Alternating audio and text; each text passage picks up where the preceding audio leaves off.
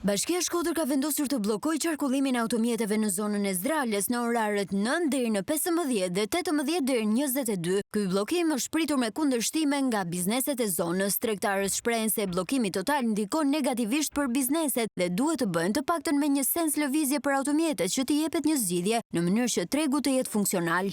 Për sa i përket biznesit, bllokimi total ditor i kanë për negativisht pse janë zona tregtare që i ndihmon edhe për lëvizjen e vlersave, por edhe për furnizimin me mall, sa është një zonë që nuk është aq pedonale sa është tregtare.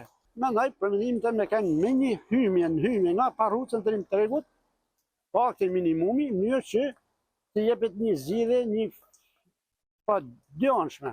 Pra edhe tregjet janë funksional, edhe makinat mos bllokojnë se një sens nuk bllokohet qarkullimi. Për mendimin tim. është me t'i këput të dy dur.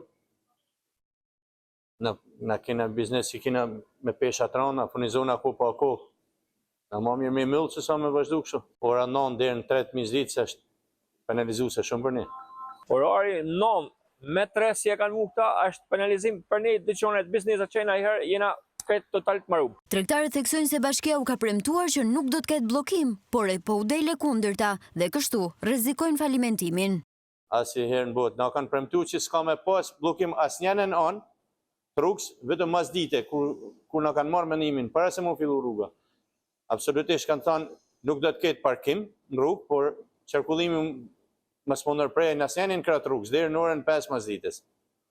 Ato na dal krejt e kundërta. Kur na kanë lënë, na kanë thënë se nuk do të bllokohet rruga. Kaq është problemi jon. Bllokimi i qarkullimit të automjeteve në zonën e Zdrales do të nisë nga e njëjtja në datë 12 shkurt.